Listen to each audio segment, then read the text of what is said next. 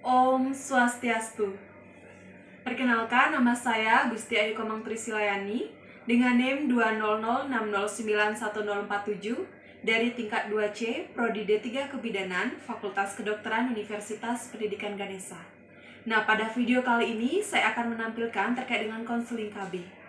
Nah, berikut videonya akan saya tampilkan.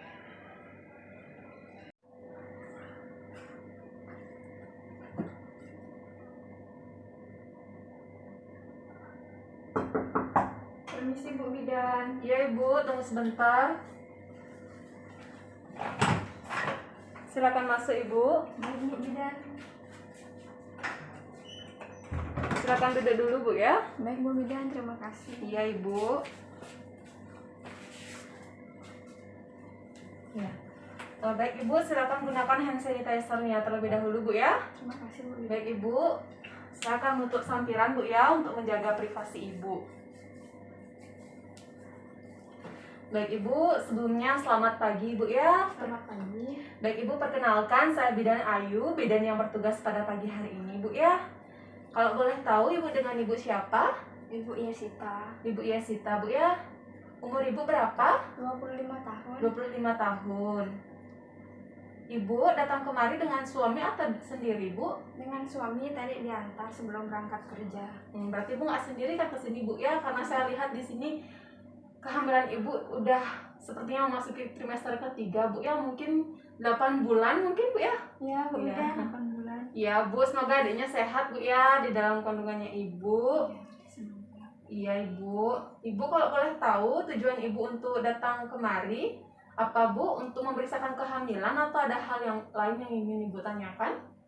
Tujuannya ingin konseling mengenai KB Bu Bidan, supaya nanti saya setelah melahirkan agar dapat mengetahui KB apa yang saya gunakan yang untuk aman untuk diri saya.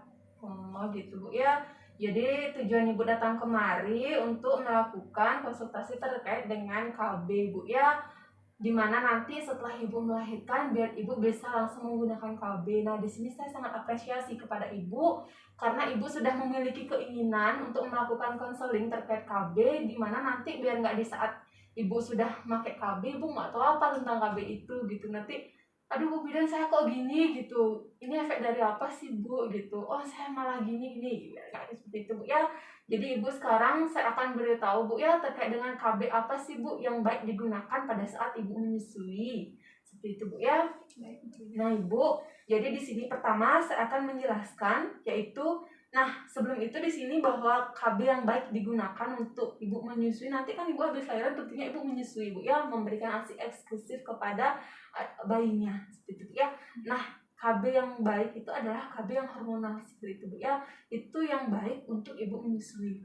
Nah, berikut saya akan menjelaskan kepada Ibu terkait dengan KB yang baik digunakan. Nah, Ibu, yang pertama yaitu di sini bisa dilihat ini ada pil KB kombinasi progestin dan juga estrogen.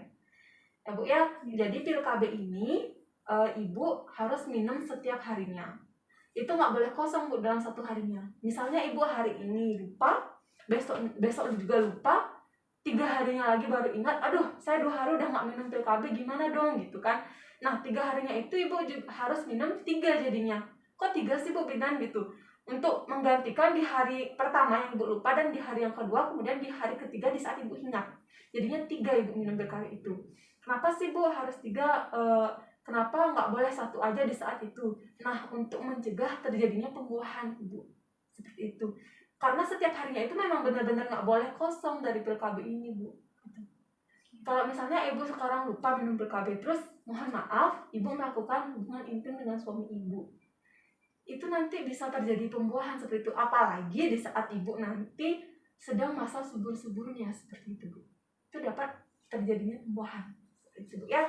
Nah jadi KB ini, KB kombinasi progestin dan juga estrogen ini memiliki kelebihan, yaitu yang pertama dapat mengurangi pendarahan pada saat Ibu datang bulan seperti itu Bu ya. Nah kemudian yang kedua dapat mengurangi resiko gejala PMS seperti itu Bu. Nah kemudian yang ketiga itu dapat mengurangi resiko terkena penyakit kanker ovarium Bu ya. Nah, itu merupakan kelebihan dari pil KB kombinasi progestin dan juga estrogen. Nah, tentunya dari kelebihan tersebut di sini pil KB ini juga memiliki kekurangan, Bu. Nah, kekurangannya itu di sini dapat meningkatkan berat badan. Nah, kemudian yang kedua itu meningkatkan resiko hipertensi, Bu. Jadi kalau misalnya nanti berat badan ibu meningkat, ibu tidak terkejut lagi. Oh, mungkin ini efek dari pil KB yang saya gunakan, seperti itu, Bu. Ya, karena ibu sudah mengetahui efek sampingnya, seperti itu, ya. Nah, misalnya apa sih yang harus saya lakukan kalau misalnya berat badan ibu meningkat, seperti itu, Bu. Ya. Nah, yang harus ibu lakukan itu yaitu dengan cara berolahraga. Nah, itu dapat mengimbangi kalau berat badan ibu meningkat, seperti itu, Bu. Ya.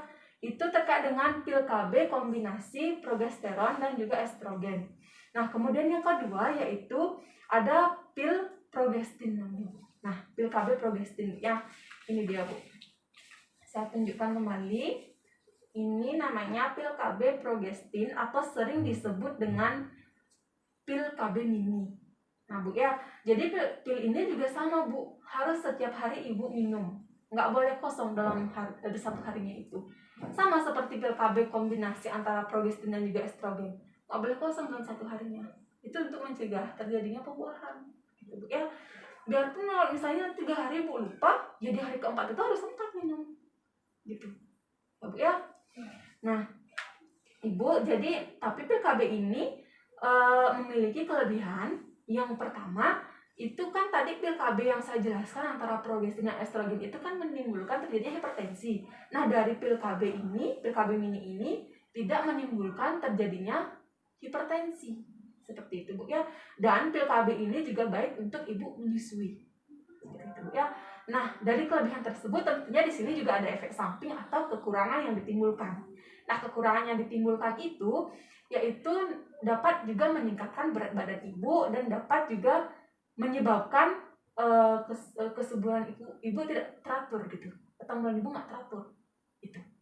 Itu efek samping atau kekurangan dari pil KB mini ini, Bu. Nah, seperti yang tadi saya katakan, kalau misalnya berat badan ibu bertambah, jadi ibu harus melakukan apa sih gitu kan? Harus perlu olahraga, mengimbangi dengan olahraga seperti itu, Bu, ya. Nah, itu terkait dengan pil KB kombinasi progestin dan juga pil KB progestin, Bu, ya, atau pil KB mini. Nah, selanjutnya di sini ada KB suntik, Bu. Nah, KB suntik ini seperti ini, Bu. Ini dia KB suntiknya. Nah, KB suntik ini ada 2 jenis, Bu. Ada KB suntik 1 bulan dan juga ada KB suntik 3 bulan. Nah, KB suntik ini dilakukan dengan cara menyuntikkan hormon progestin ke dalam aliran darah. Seperti itu, Bu, ya. Nah, kalau misalnya pil KB 1 bulan, ibu harus melakukan suntik kembali selama 1 bulan dalam jangka waktu 1 bulan. Kemudian kalau pil KB suntik suntik KB yang 3 bulan, ibu harus melakukan kontrol kembali atau melakukan suntik kembali selama 3 bulan ke depan. Gitu, Bu, ya. Jadi tergantung nanti ibu mau menggunakan 1 bulan atau yang 3 bulan. Gitu, Bu, ya. Nah, jadi pil KB ini suntik KB ini dibilang praktis, Bu. Kenapa saya dapat katakan praktis? Karena ibu tidak perlu tiap hari harus minum pil KB. Pil KB yang tadi saya sampaikan, Bu, ya. Jadi kalau misalnya, besok saya harus ingat nih minum pil KB gitu. Jadi kalau pakai suntik KB ini ibu nggak perlu gitu lagi. Makanya di sini saya katakan praktis, Ibu. Nah, itu, Bu, ya, itu termasuk kelebihan sih, Bu, dari suntik KB ini. Nah, selain itu tentunya kalau suntik KB itu kan dapat menurunkan terjadinya resiko pembuahan, ya, dalam rahim ibu. Nah, dari kelebihan itu juga ada kekurangan atau efek samping yang ditimbulkan di sini, Bu. Nah, resiko yang ditimbulkan nanti itu juga dapat meningkatkan berat badan, Bu. Dari tadi kok bidannya ngomong meningkatkan berat badan terus sih, terus saya harus pakai yang mana nih gitu kan? Jangan bingung, Bu, ya. Karena memang itu efek samping dari beberapa KB, Bu. Tentunya pasti meningkatkan berat badan gitu karena hormonnya gitu, Bu, ya. Jadi, Bu, karena tadi saya sudah sarankan kalau misalnya berat badan saya meningkat, apa sih yang harus saya lakukan gitu kan, dengan cara mengimbangi dengan olahraga gitu, Bu, ya. Jangan ibu bingung, Bu bidan dari tadi bilangnya terus meningkatkan berat badan terus, saya jadi bingung harus menggunakan KB yang mana gitu, Bu, ya. Itu kemudian selain itu juga dapat mengganggu masa subur ibu. Nanti kalau misalnya datang bulan ibu nggak teratur, jadi ibu nggak usah khawatir lagi gitu. karena itu juga merupakan satu efek samping yang ditimbulkan dari suntik KB ini gitu. Kalau misalnya ibu juga merasa udah gimana gitu, ibu bisa melakukan tes pack ya. Kalau misalnya ibu merasa terjadi suatu pembuahan atau bagaimana, atau ibu langsung kontrol aja ke bidan, boleh ibu dokter, boleh gitu ya. Ya Bu. Baik, untuk selanjutnya di sini saya akan menjelaskan juga terkait dengan KB implan Bu. Nah, KB implan ini sering disebut dengan susu KB. Nah, KB ini merupakan salah satu jenis KB yang tergolong murah Bu. Akan tetapi KB ini memang jarang digunakan di masyarakat sekarang ya, itu. Nah, jadi KB implan ini atau susu KB ini yaitu merupakan suatu kontrasepsi atau alat kontrasepsi yang mengandung hormon progestin Bu ya. Mengandung hormon progestin. Kemudian KB ini itu berbentuk seperti tabung mirip korek api Bu. Seperti itu bentuknya Bu ya. Nah, ini nanti digunakan dengan cara dipasang di bawah jaringan kulit lengan atas. Jadi di sini nanti dipasang ya. Di sini nanti dipasang seperti itu. Nah, kelebihan dari pil KB implan ini atau susu KB ini yaitu praktis karena sama seperti nggak perlu tiap hari gitu Bu ya. Kemudian tergolong murah dan aman juga untuk ibu menyusui. Seperti itu Bu ya. Kemudian efek samping yang ditimbulkan dari KB implan ini yaitu pemasangannya itu nanti menimbulkan rasa nyeri dan juga bengkak. Itu. Nanti kalau misalnya ibu bengkak di sini, jadi ibu nggak harus aduh kok bengkak gini ya gitu. Ibu nggak perlu bertanya-tanya lagi kenapa kok bengkak. Oh, udah dijelasin sama Bu bidannya kalau ini memang efek samping dari KB implan ini gitu misalnya Bu ya. Nah, selain itu di sini juga dapat menimbulkan pola menstruasi ibu tidak teratur Bu. Kemudian terjadinya perubahan suasana hati ibu, misalnya saat ibu emosi gitu, saat ibu menahan amarah gitu Bu ya. Di sana akan juga terjadi sedikit gangguan lah. Maksudnya nggak terlalu berlebihan, cuman suasana hati ibu itu paling gitu Bu. Gitu Bu ya. Kemudian selain itu juga di sini juga dapat meningkatkan berat badan sih Bu. Berat badan. Jadi ibu nanti bisa imbangi juga dengan olahraga Bu ya. Kemudian nyeri di payudara ibu, kemudian timbulnya jerawat, nyeri di perut dan juga sakit kepala. Itu Bu ya terkait dengan kekurangan dari KB implan atau susu KB ini. Nah, itu. Nah, kemudian selanjutnya itu ada KB IUD Bu. Nah, KB IUD ini berbentuk seperti huruf T dia Bu. Seperti ini. Ibu ya, ini namanya KB IUD Bu. Nah, KB IUD ini itu ada dua macam Bu. Ada KB IUD tembaga atau non hormonal dan IUD yang hormonal. Nah, yang baik digunakan untuk ibu menyusui yaitu KB hormonal Bu. Nah, mengapa demikian? Karena IUD hormonal ini mengandung hormon progesteron Bu.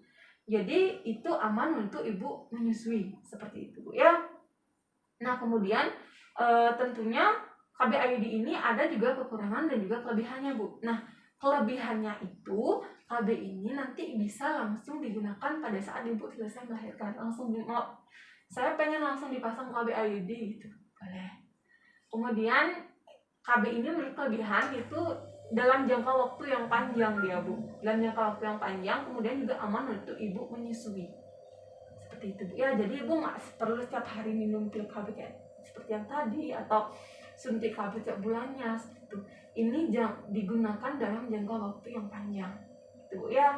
Kemudian selain kelebihan tersebut di sini juga akan menimbulkan efek samping atau kekurangannya Bu. Nah, kekurangan dari atau efek samping dan menggunakan KB IUD ini, mohon maaf Bu ya, ini agak sensitif karena jika nanti saat ibu melakukan hubungan intim atau hubungan seksual, nanti KB ini bisa bergeser dia Bu.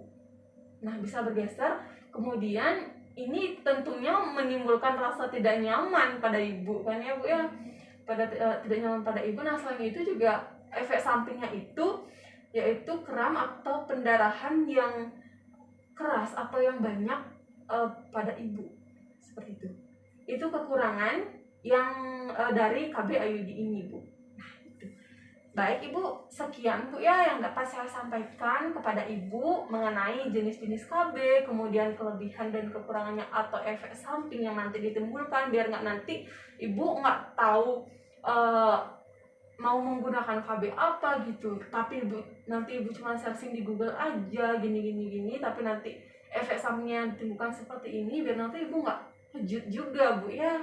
Makanya Ibu sekarang ingin menanyakan hal tersebut Bu ya, karena Ibu datang kemari juga tanpa pilihan, karena juga ingin tahu saya harus menggunakan KB apa gitu Bu ya.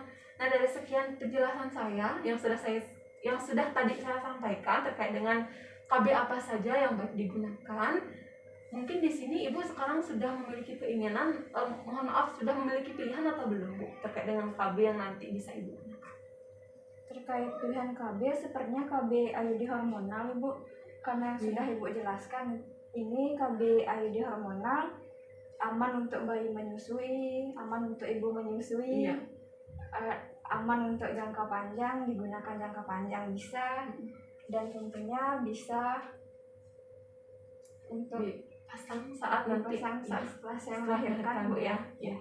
Baik, itu benar sekali Bu ya dengan pemahaman Ibu terkait dengan KB IUD ini. Nah, jadi di sini Ibu sekarang sudah menghasilkan keputusan atau nggak sia-sia Ibu datang kemari Bu ya, dengan mengetahui KB-KB yang baik digunakan untuk Ibu, dan Ibu sampai tadi nggak membawa pilihan datang ke sini dan sekarang udah punya pilihan mau menggunakan KB apa gitu Bu ya, menggunakan KB IUD seperti itu Bu ya. Nah, benar sekali seperti yang Ibu tadi sampaikan, karena KB ini memiliki kelebihan yang tadi sudah sempat Ibu katakan, dan Ibu juga mau nanti menerima kekurangan yang akan ditimbulkan dari menggunakan KB ini gitu Bu ya.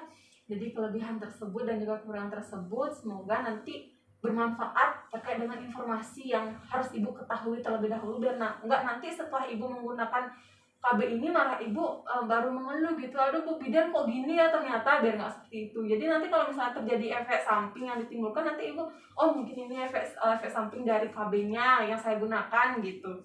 Terus nanti kalau misalnya ada apa-apa gitu Bu ya, nanti Ibu bisa langsung konsultasi dengan bidan, konsultasi dengan dokter, silahkan Bu ya, untuk mencegah terjadinya sesuatu hal yang tidak Ibu inginkan gitu. Siapapun tidak menginginkan hal yang tidak baik Ibu ya, demi kebaikan keluarga gitu Bu ya, demi kebaikan Ibu, suami juga gitu. Nah, di sini sekali lagi saya sangat apresiasi kepada Ibu yang sekarang masih hamil Bu ya, udah memiliki keinginan untuk mengetahui KB tersebut, dan nanti untuk selesai Ibu melahirkan bisa langsung menggunakan KB tersebut seperti itu Bu ya. Jadi di sini Ibu berarti sudah paham Bu ya terkait dengan KB, kemudian Ibu juga sudah memiliki pilihan seperti itu Bu ya. Sudah Ibu.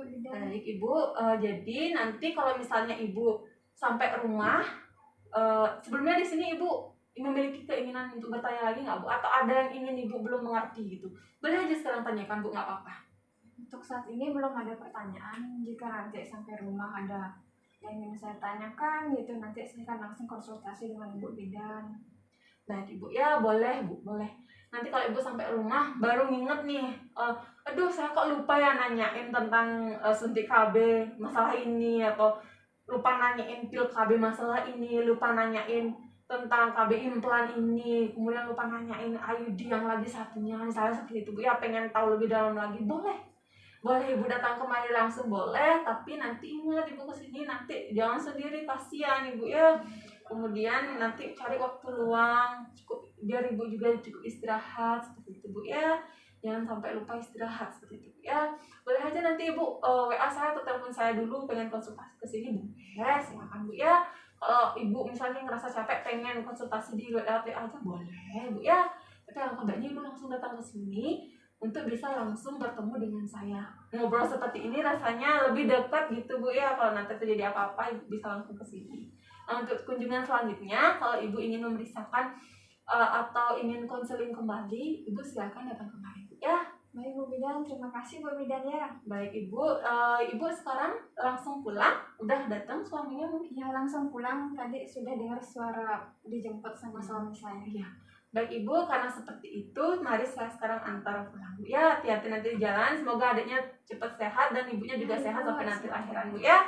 Terima kasih Bu bidan. Baik Ibu, iya Bu, sama-sama, mari saya antar Bu ya. Pamit Bu bidan. Iya Ibu.